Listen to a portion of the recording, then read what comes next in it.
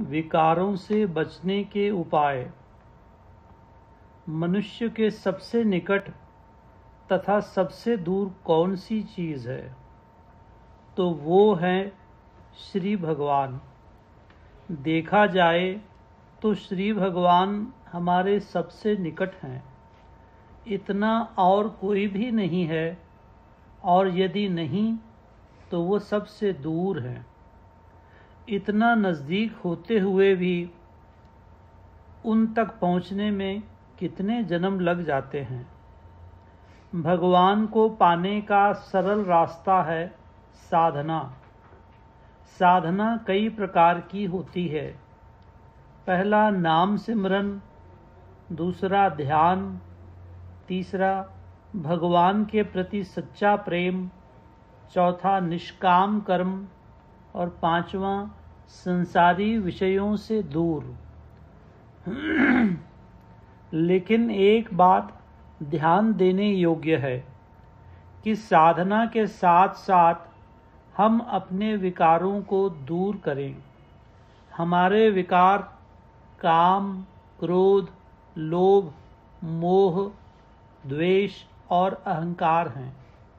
ये विकार न केवल इस जन्म के बल्कि कई जन्मों के बुरे संस्कार हैं, जो कि विकारों का रूप धारण किए हुए हैं। ये विकार इतने बुरे हैं कि साधना चाहे कितनी भी क्यों न हो, वो हमें आध्यात्मिक मार्ग में ज़्यादा साथ न दे सकेगी। एक ब्राह्मण था, उसकी एक पत्नी तथा एक बालक था। वे बेचारे बहुत ही निर्धन थे। एक दिन वह समय आया जब उनके पास घर में दिया जलाने के लिए तेल तक न था। घर में अंधेरा छाया हुआ था। बूढ़ा और बुढ़िया दोनों बहुत झगड़ते थे। इतने में भगवान शिवजी तथा माता पार्वती जी दोनों वहां गए। जब पार्वती जी ने देखा कि घर में अंधेरा छाया हुआ है, तब वह भगवान शंकर जी से बोली कि हे नाथ, देखो कितनी दरिद्रता है, इनको कुछ देना चाहिए। तब भगवान शंकर जी ने कहा कि इन्होंने बहुत बुरे कर्म किए हैं, परंतु माता पार्वती जी के बहुत कहने पर भगवान शंकर जी ने उनके घर पर प्रकाश कर दिया और वो दोनों उनके घर गए। माता पार्वती ने कहा बुढ़िया से कि तुम्हारे घर साक्षात भगवान आए हैं, जो मांगना है मांग लो। बुढ़िया ने सोचा कि धन तो मेरा पति और बालक मांग लेंगे, और हमारा जो रोज का झगड़ा होता रहता है, तो यदि मैं 16 बरस की कन्या बन जाऊं तो ये झंझट दूर हो जाएगा। वो भगवान शंकर से बोली, भगवान मैं चाहती हूँ कि मैं 16 बरस की कन्या बन जाऊं। सो वह बना दी गई। अब ब्राह्मण की बारी आई। उसने सोचा कि बुढ़िया तो 16 बरस की कन्या बन गई और मैं बूढ़ा दिन भर इसकी गालियां सुनता रहूँगा, मुझे तो ये और भी नहीं टिकने देगी। तो मैं क्यों ना ये मांगूं कि ये गूंगी और बहरी हो जाए, जिससे न वो कह सकेगी न सुन सकेगी। उसने भगवान शंकर जी से वही मांगा। सो उसकी पत्नी गूंगी और बहरी हो गई। अब बालक से पूछा गया कि तुम मांगो। तब वह नादान बालक ने देखा कि मेरी माँ की जगह एक 16 साल की गूंगी बहरी कन्या खड़ी है। तो उसने श्री भगवान से कहा, हे भगवान, मेरी माँ मुझे दे दो। तो उसकी माँ पुनः उसी रूप में आ गई। भगवान शंकर जी व माता पार्वती जी वहां से चले गए। शंकर जी ने कहा, जहां भाग्य में नहीं होता वहां कुछ भी प्राप्त नहीं हो सकता।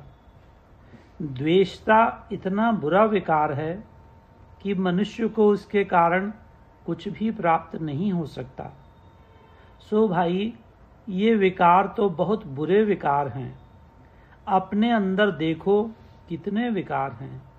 इन्हें दूर करने के लिए सरल उपाय ये है कि इन सब विकारों को निकालकर श्री भगवान के समक्ष रख दो और कहो कि हे भगवान, ये जो विकार हैं इनसे उठने की शक्ति दीजिए, जिससे मैं इन पर विजय पा सकूं। मुझ में शक्ति नहीं है कि मैं इन विकारों को दूर कर सकूं।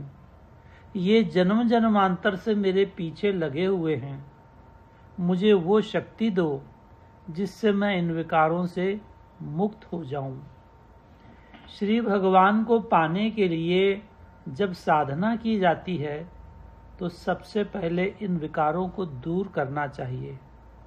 रोगी जब डॉक्टर के पास जाता है तो डॉक्टर ही उपाय बताता है कि परहेज करना और दवाई समय पर पीना, परंतु मनुष्य सिर्फ दवाई ही पी लेता है और परहेज नहीं करता तो वो दवाई कितनी देर असर करेगी। उसी प्रकार यदि विकार दूर न होंगे तो साधना ज़्यादा देर तक साथ न देगी। जब तुम प्रेम पूर्वक श्री भगवान से प्रार्थना करोगे कि हे भगवान, मेरे विकार दूर हो जाएं, कभी कभी तो शायद आपको इसके लिए रोना भी पड़ेगा, तो अवश्य ही एक दिन श्री भगवान तुम्हारी प्रार्थना सुनेंगे। परंतु भगवान की कृपा के बिना हम इन विकारों पर विजय नहीं पा सकते। विषय वासना को कम करना चाहिए, परंतु कहते हो कि मेरे बाल बच्चे कैसे पलेंगे, मेरी गृहस्थी कैसे चलेगी। भगवान ने जब किसी मानव को संसार में भेजा है तो उसकी प्रारब्ध पहले से ही बनाकर भेजी है। भगवान प्रारब्ध पहले बनाते हैं और उस प्रारब्ध को पूरा करने के लिए चोला पीछे देते हैं। इस संसारी मोह माया को धीरे धीरे छोड़ना चाहिए। अभ्यास से धीरे धीरे इनसे मुक्त होना चाहिए। शांति ही जीवन का सार है। जहाँ सत्य होगा वहाँ शांति होगी, और जहाँ शांति होगी वहाँ श्री भगवान जरूर होंगे। श्री कृष्ण भगवान जी हमेशा बांसुरी बजाते थे, क्योंकि वो अंदर से खाली होती है। उसमें मैं नाम की चीज़ नहीं होती, अर्थात अभ्यास में अहंकार नहीं होता। यदि अभ्यास में से अहंकार को हम निकाल देंगे तो श्री भगवान हमको भी होठों पर लगाकर इस शरीर रूपी बांसुरी को बजा जीवन रूपी गोपियों को रिझा देंगे। महाभारत का युद्ध सदा हमारे शरीर में भी चलता रहता है। 5 पांडव हमारी 5 इंद्रियां हैं। 101 हमारी अनेकों इच्छाएं और वासनाएं हैं। इन वासनाओं को हमको नष्ट करना चाहिए। आखिर में इनका अंत होना चाहिए। श्री कृष्ण भगवान जी को हमेशा रथ चलाते देखा गया है और अर्जुन देव जी पीछे बैठते थे। ये हमारा मन अर्जुन है, इसको भी हमें श्री भगवान को अर्पण कर देना चाहिए। वो इसे जिस प्रकार भी चलाएं, उनके हाथों में कर देना चाहिए। श्री कृष्ण भगवान ने अर्जुन से यही कहा कि हे अर्जुन, तू मुझे बहुत प्रिय है, इसलिए मैं तुझे पापों तथा दुखों से छुटकारा दिला दूंगा, यहाँ तक कि तुझे जन्म मरण से भी छुटकारा दिला दूंगा। तू केवल अपने आप को मुझे अर्पण कर दे। शरणागति। हर मनुष्य को चाहिए पहले अपनी असलियत को पहचाने। वो कितना निर्बल है, बेबस है। अगले श्वास का भरोसा नहीं कि आए या न भी आए। बड़े बड़े बलवान जिनको ताकत का, अपने बल का बड़ा अभिमान था, एक रोग आया और खत्म हो गए। बड़े बड़े धनवान जो लाखों करोड़ों में खेलते थे, एक धक्का लगा और भिखारी बन गए। आप माया का जोर देखिए। ये 6 विकार हैं: काम, क्रोध, लोभ, मोह, अहंकार और राग द्वेष। कई लोग सारी सारी आयु उनसे लड़ते रहे अपने बल से, और लड़ लड़ कर आखिर मार खाकर चले गए, क्योंकि अपने बल से लड़ते रहे। विकार क्या हैं? ये माया के यंत्र हैं। और माया क्या है? ये श्री भगवान की अनंत शक्ति है। एक मनुष्य में सामर्थ्य ही क्या है जो वह श्री भगवान की शक्ति का मुकाबला कर सके? ये सबसे पहले समझने की बड़ी भारी ज़रूरत है। हमने कई लोगों के मुख से सुना कि अभी तो हम भगवान के रास्ते में नहीं चल सकते, क्योंकि हम में बहुत विकार भरे हैं। पहले अपने विकार दूर कर लें, फिर हम भगवान की तरफ जाएंगे। कितना गलत ख्याल है। अंग्रेजी में कहा है, putting the cart before the horse. जिस चीज़ की ज़रूरत है उस पर हम चलते नहीं। बोलते हैं हम पहले अपने विकार मिटा लें, फिर भगवान के रास्ते आएंगे। तुम्हारे में शक्ति कहाँ है इन विकारों से लड़ने की? वो श्री भगवान की शक्ति के यंत्र हैं। तुम एक मामूली से बेबस आदमी हो। तुम्हारे में सामर्थ्य क्या है इन विकारों से लड़ने का? इसलिए मनुष्य को चाहिए कि अपनी बेबसी को और कमज़ोरी को समझे और फिर किसी ऐसी महान शक्ति का आसरा ले जिससे कि वो इन कमज़ोरियों का मुकाबला कर सके, माया का मुकाबला कर सके, और जो इसी माया के बड़े बड़े हथियार हैं, यंत्र हैं, उनसे मुकाबला कर सके। तो कौन सी ऐसी शक्ति है जिसका आसरा लेने से वो माया के इन बलवान यंत्रों का, प्रारब्ध का और अपने कर्मों की गति का मुकाबला कर सकता है? मनुष्य को चाहिए कि वो अपनी बेबसी को जाने, सोचे। श्री भगवान की शक्ति के बिना वो सदा भय में रहेगा। जब तक वो उनका आसरा नहीं लेगा, वो सदा भय में रहेगा। हर समय उसको कोई न कोई भय, चिंता, फिक्र लगी रहेगी और वो सदा भयभीत रहेगा, सदा किसी न किसी गम में घुलता रहेगा।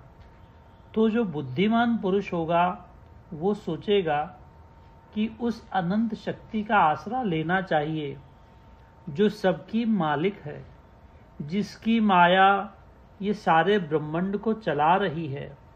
उस शक्ति का आसरा लेने से हम निर्भय पद को प्राप्त हो सकते हैं। हम ये जो फिक्र में रहते हैं, हम उससे बच सकते हैं। हमें भरोसा है कि हमारे पीछे कोई है, हमें आसरा देने वाला। जिस जिस समय हमें भय आए, फिक्र आए, चिंता आए, उस समय हमें पता है कि हमारे पीछे हमारी माँ है, जिसकी अनंत शक्ति की वजह से किसी में दम नहीं जो हमें हिला सके। तो इसलिए हम बार बार आप लोगों को बताते हैं कि सबसे प्यारा रास्ता श्री भगवान की ओर चलने का, जो इस जन्म में भी सुख दे और आगे भी हमारी बात बन जाए, वो है शरणागति। शरणागति श्री भगवान को अर्पण कर देना, इसी को पवित्र प्रेम कहते हैं, जिसको हम हर रोज़ जोड़ देते हैं कि अपने प्रेम को पवित्र रखो, अपने प्रेम में मिलावट मत आने दो, अपने प्रेम में मनुष्य बुद्धि को मत घुसने दो, ब्रह्म बुद्धि को अपना काम करने दो। श्री भगवान से प्यार करना है तो सच्चा प्यार करो। वो मिलावट वाला प्यार करना है तो संसार में ही पड़े रहना। एक जर्मन संत ने कहा कि भगवान को अपने अंतरंग में देखो, पर हम अपने आप को भगवान बनाए हैं। अपनी मर्जी से चलते हैं, उनको मर्जी नहीं चलाने देते। हम सोचते हैं कि हम बड़े बुद्धिमान हैं। उन्होंने हर चीज़ सोच समझकर तय की है कि हमारे लिए क्या बात ठीक है, कौन सी बात हमारे हित के लिए है। जैसे जैसे शरणागति बढ़ती जाती है वैसे वैसे मन शांत होता जाता है, जीव सुखी होता जाता है, प्रेम और पवित्रता बढ़ती जाती है, भगवान का प्यारा होता जाता है और भगवान के नज़दीक होता जाता है। भगवान के दैविक गुण उसमें आते जाते हैं। इसलिए शुद्ध मन से अपने आप को उनके अर्पण कर दो। भूल से भी कभी कुछ नहीं मांगो। कितनी भी तकलीफ आ जाए, आप यही बोलो कि तेरा भाना मीठा लागे, तेरी इच्छा पूर्ण हो। सबसे अच्छा रास्ता है अपनी मर्जी को उनकी मर्जी में मिला देना। पल पल हमें उनके हुक्म में रहना सीखना चाहिए। हमें बड़े बड़े प्लान्स नहीं बनाना चाहिए। भगवान जानते हैं कैसे हमें चलाना है।